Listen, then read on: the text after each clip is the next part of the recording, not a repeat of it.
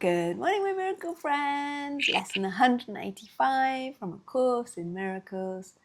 I want the peace of God. I want the peace of God. To say these words is nothing, but to mean these words is everything.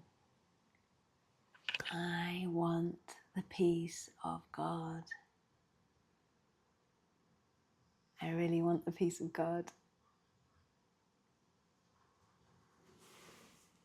If you could but mean them for just an instant, there would be no further sorrow possible for you in any form, in any place or time.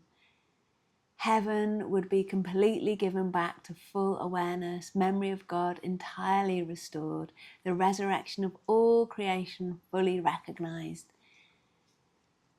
No one can mean these words and not be healed. He cannot play with dreams nor think he is himself a dream. He cannot make a hell and think it real. He wants the peace of God and it is given him. For that is all he wants and that is all he will receive. Many have said these words, but few indeed have meant them. You have but to look upon the world, to see around you, to be sure how very few they are. The world would be completely changed should any two agree. These words express the only thing they want. Two minds with one instant become so strong that what they will become, the will of God. Two minds with one intent become so strong that what they will becomes the will of God. For minds can only join in truth. In dreams, no two can share the same intent to each. The hearer of the dream is different, the outcome wanted not the same for both. Loser and gainer merely shift about in changing patterns as the ratio of gain to loss and loss to gain takes on a different aspect or another form. Yet compromise alone a dream can bring. Sometimes it takes the form of union, but only the form. The meaning must escape the dream, for compromising is the goal of dreaming. Minds cannot unite in dreams, they merely bargain, and what bargain can give them the peace of God? Illusions come to take his place, and what he means is lost to sleeping minds, intent on compromise, each to his gain and to another's loss. I want the peace of God. To mean you want the peace of God is to renounce all dreams. For no one means these words who wants illusions and who therefore seeks the means which bring illusions. He has looked on them and found them wanting. Now he seeks to go beyond them, recognizing that another dream would offer nothing more than all the others. Dreams are one to him, and he has learnt their only difference is one of form. For one will bring the same despair and misery as do the rest. The mind which means that all it wants is peace must join with other minds, for that is how peace is obtained.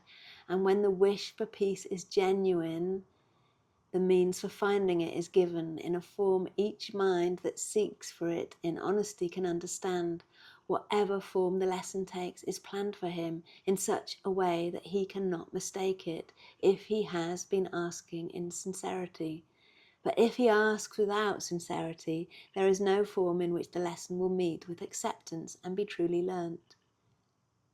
Let us today devote our practicing to recognizing that we really mean the words we say. We want the peace of God. This is no idle wish. These words do not request another dream be given us. They do not ask for compromise, nor try to make another bargain in the hope that they may yet be one that can succeed where all the rest have failed. To mean these words acknowledges illusions are in vain, requesting the eternal in the place of shifting dreams which seem to change in what they offer but are one in nothingness. Today, devote your practice periods to carefully searching your mind to find the dreams you cherish still. What do you ask for in your heart? Forget the words you use in making your request. Consider but what you believe will comfort you and bring you happiness. But by you But be you not dismayed by lingering illusions, for their form is not what matters now. Let not some dreams be more acceptable, reserving shame and secrecy for others. They are one. And being one question should be asked of all of them. Is this what I would have in place of heaven and the peace of God? This is the choice you make. Be not deceived that it is otherwise. No compromise is possible in this. You choose God's peace, or you have asked for dreams, and dreams will come as you requested them. Yet will God's peace come just as certainly, and to remain with you forever. It will not be gone with every twist and turn of the road, to reappear unrecognized in forms which shift and change with every step you take. You want the peace of God, and so do all who seem to seek for dreams, for them as well as for yourself.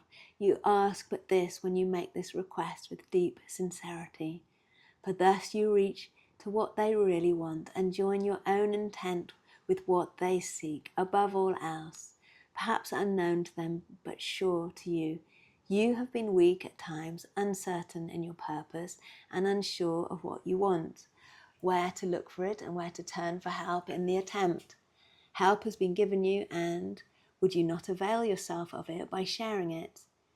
No one who truly seeks the peace of God can fail to find it, for he merely asks that he deceive himself no longer by denying to himself what is God's will. Who can remain unsatisfied? Who asks for what he has already? Who could be unanswered who requests an answer which is his to give? The peace of God is yours.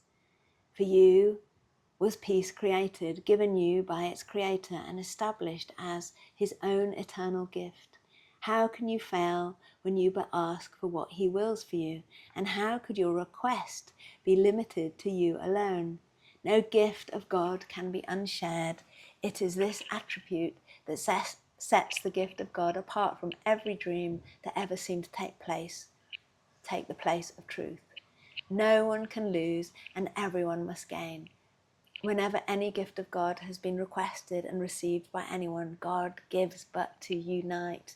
To take away is meaningless to him, and when it is as meaningless to you, you can be sure you share one will with him and he with you, and you will also know you share one will with your brothers whose intent is yours.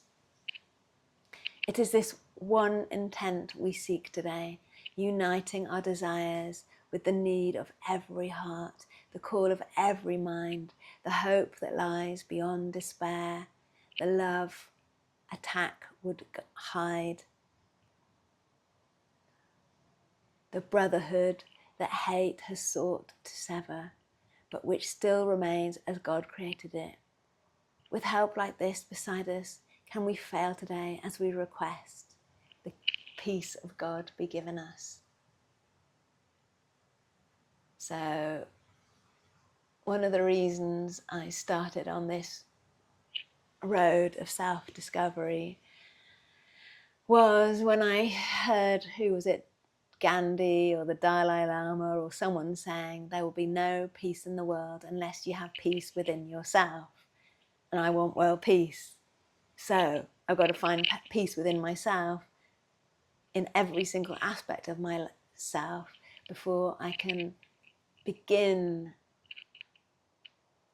to expect world peace. So I used to think that maybe peace would be boring, because I do like excitement and I do like fun and I do like wonderment and enchantment. But there's a sort of peace that you can have that is still fun, that is joyful, that is exciting, that is inspirational, and that is the one that is God's peace. So we're going to spend a minute now. Anybody that wants to really, genuinely, sincerely say this, genuinely in their heart, I want the peace of God. And see what gets in your way. but let's just keep on repeating, I want the peace of God. And we don't have to be thinking, and that looks like my bank account full of money, my perfect house, or my this or this or that. No, I just want the peace of God. That's it.